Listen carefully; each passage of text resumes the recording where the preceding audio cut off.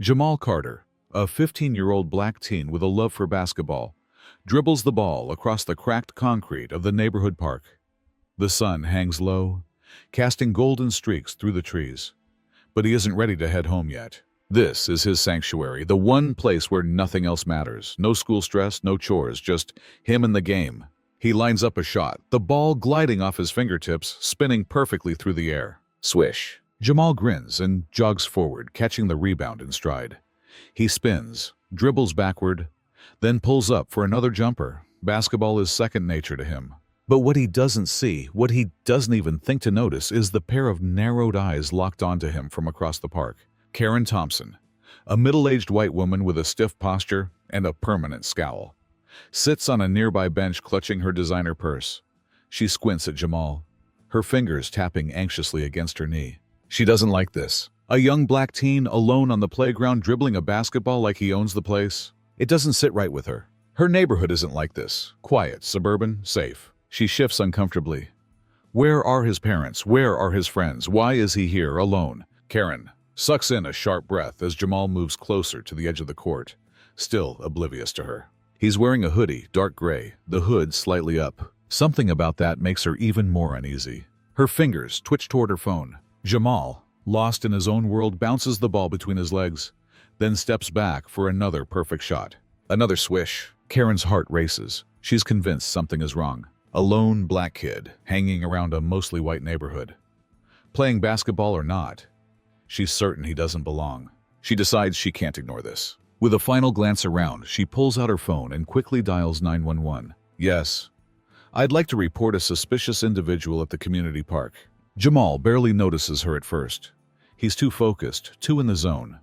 The ball bounces rhythmically against the pavement as he sets up another shot.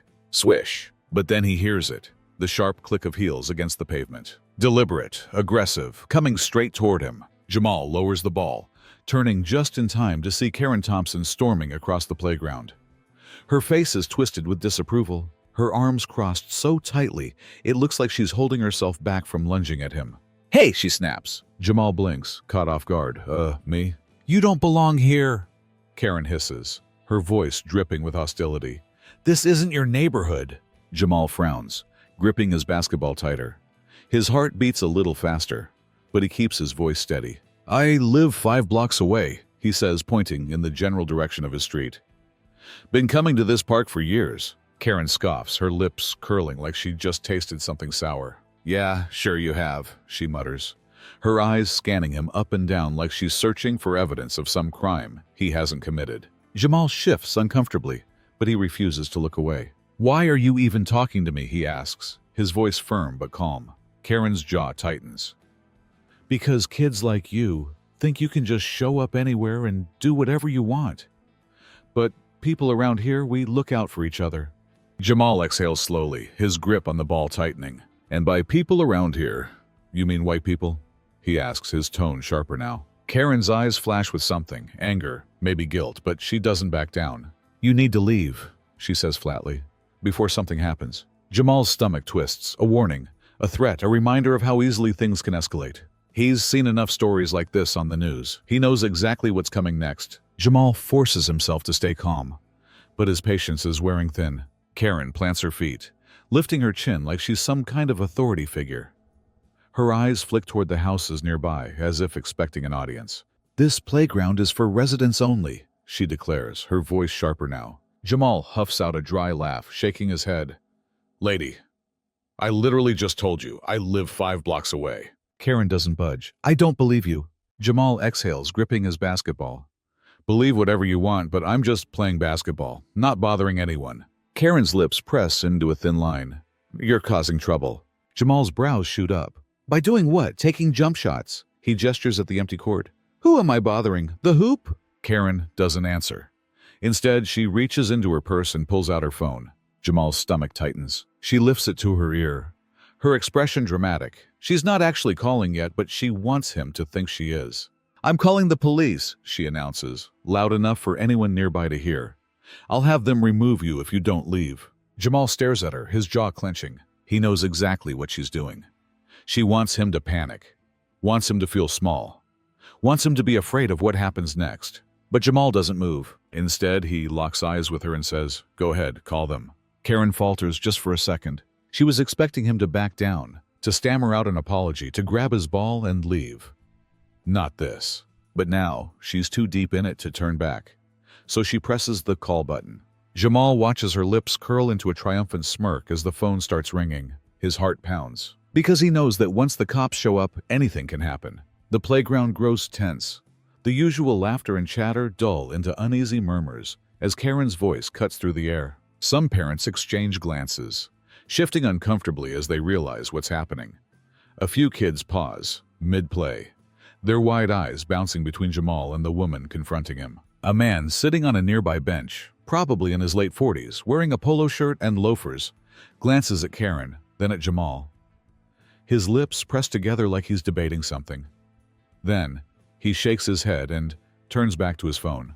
A woman with a toddler on her hip nudges her friend.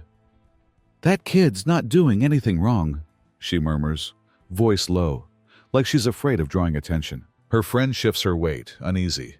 "Yeah, but I don't want to get involved." Near the swings, a group of kids watches with growing curiosity. One of them, a boy about Jamal's age, mutters, "Man, this is messed up."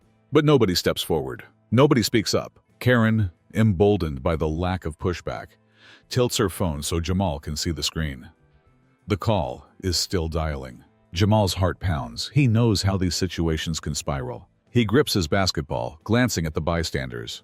Some of them look away when he meets their eyes, like acknowledging him would make them responsible. Karen, catching this, smirks. "See," she says, voice dripping with condescension.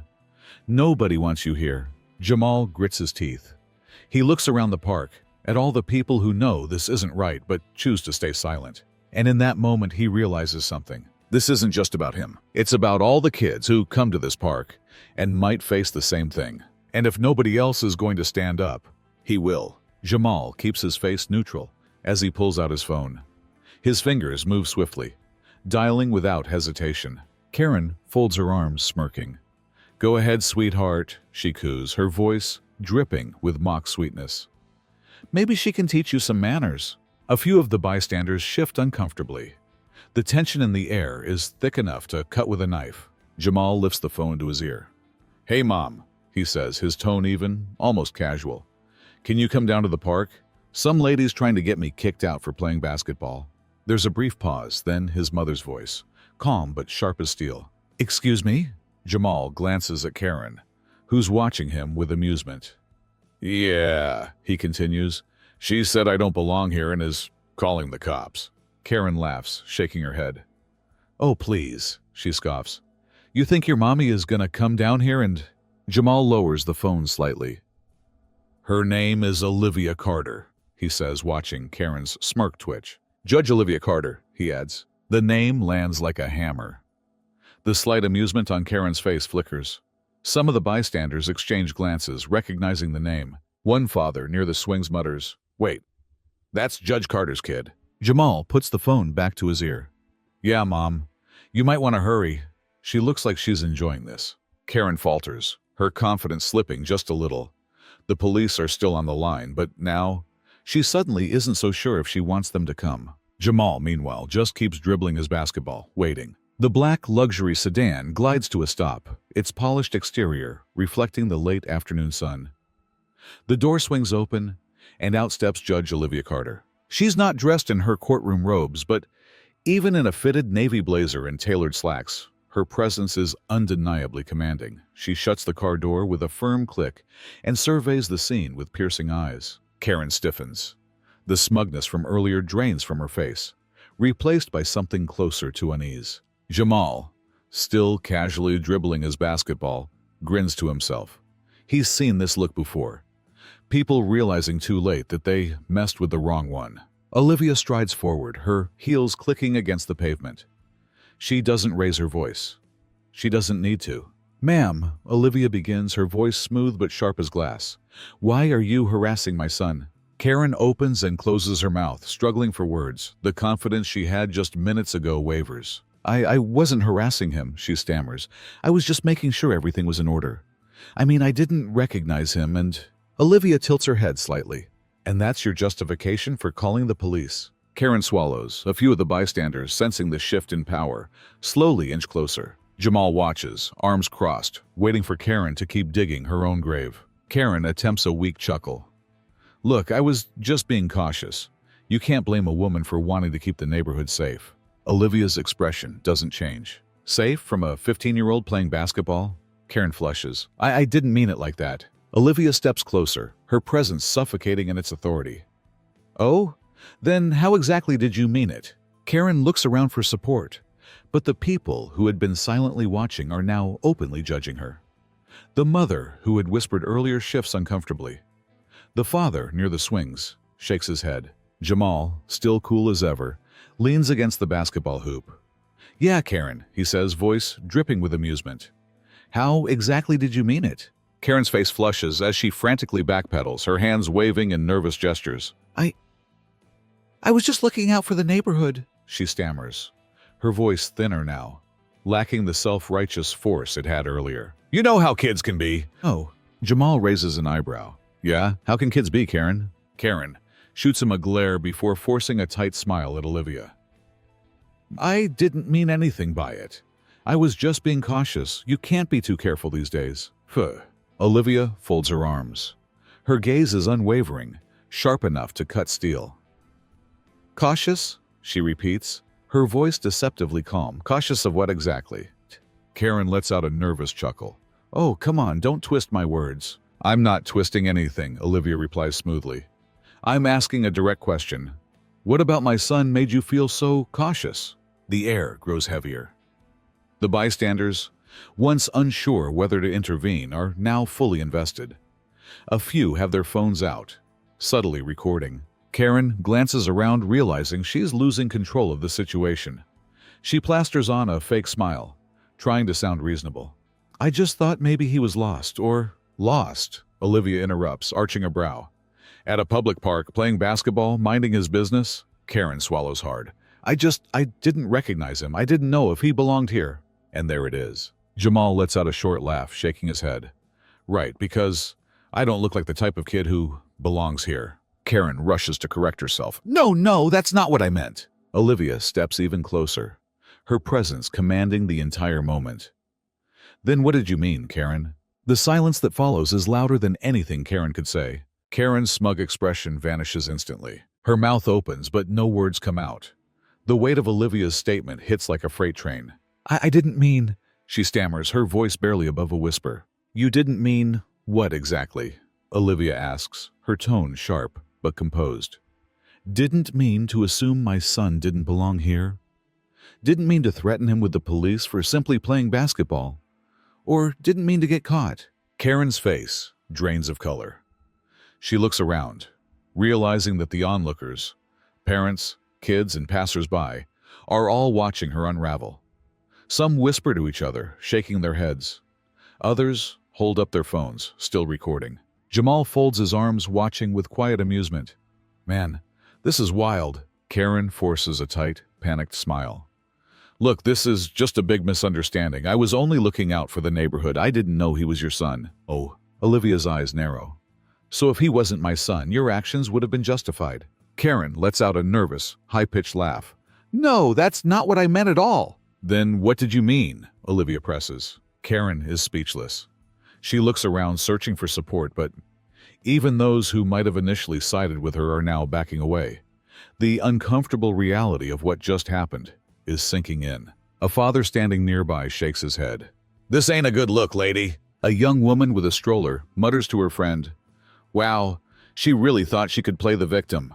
The air is thick with shame. Karen's shame. And for the first time, she's the one who doesn't belong. The courtroom was still buzzing after a tense exchange between Karen's lawyer and David's defense team. The recess began and Karen stood up, trying to clear her head. As she moved toward the back of the room, a parent from the jury pool, someone she vaguely recognized, stood up and confronted her. You were way out of line, the parent said, their voice sharp and filled with accusation. Karen froze, her heart pounding. She hadn't expected this, especially not here, in front of everyone. Her mind raced. What could she say? The truth? That she was struggling, feeling cornered by the trial and by the wreckage of her past? No one would care. She was just another villain in a courtroom drama. The parents' eyes were cold. "You don't destroy someone like this and get away with it," they added, making it clear they weren't backing down. Karen opened her mouth to argue, but couldn't find the words.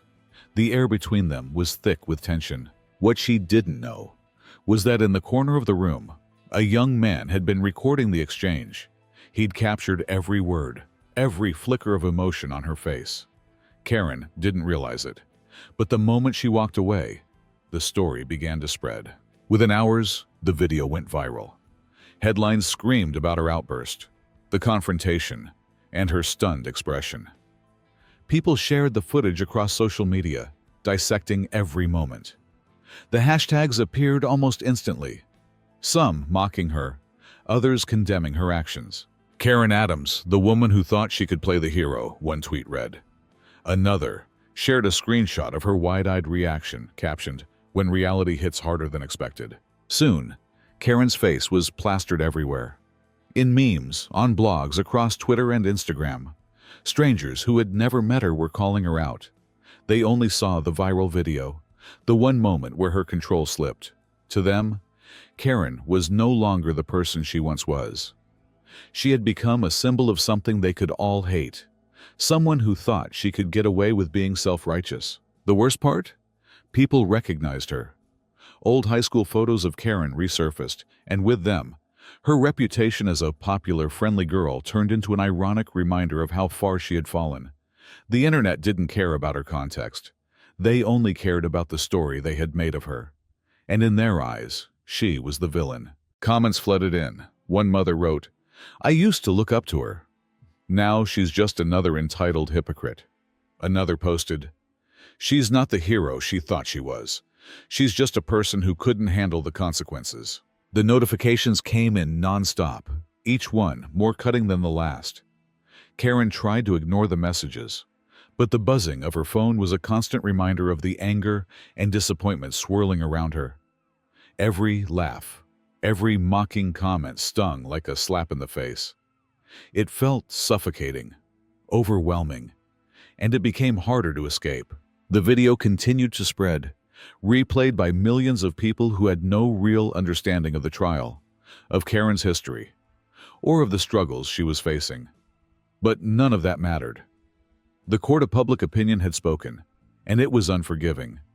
There was no room for nuance, no space for redemption.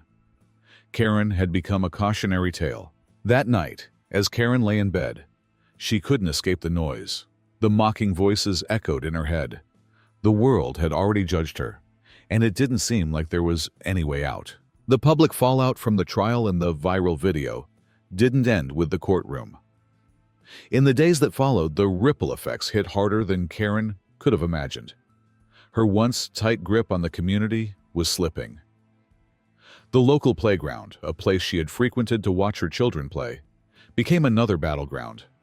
It wasn't long before a formal complaint was filed against her for harassment, accusing her of aggressive behavior toward other parents and children. The community board met in a special session to discuss the issue. After hearing testimonies and considering the growing public backlash, they made their decision. Karen was officially banned from the playground. The ruling stung deeply. She had always prided herself on being an active, involved member of the community. Now her presence was unwelcome. As Karen walked away from the meeting, her mind raced. How had everything spiraled so quickly? But there was no denying the reality. Her actions had consequences, and the community had taken a stand. For the first time in a long while, Karen found herself facing the consequences of her behavior head-on. Meanwhile, Olivia, the parent who had called Karen out in the courtroom, saw an opportunity to turn the situation into something productive.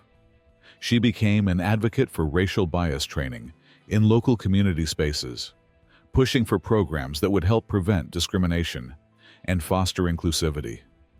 Olivia's platform grew as she spoke about the need for more education and awareness around racial dynamics, especially in public spaces where children played and interacted. Her efforts were met with support, and the community board agreed to implement the training in the coming months. Jamal, the young man who had been caught in the middle of the trial and who had endured the sting of public judgment, wasn't fazed by the drama surrounding Karen. He continued playing basketball in the same park where the conflict had started. His love for the game and his community remained unwavering. No viral video, no scandal could take away his right to be there, to belong. The court was his space, a place where he could escape the noise of the outside world and simply play. With every shot he made, Jamal proved that no matter how much the community was torn apart by one person's actions, the strength of its spirit remained intact. He was a reminder that, while individuals might stumble and fall, the core of a community could always heal and grow stronger. His resilience and quiet defiance became a symbol of hope for many, a testament to the fact that, in the end, the right to belong wasn't something anyone could take away.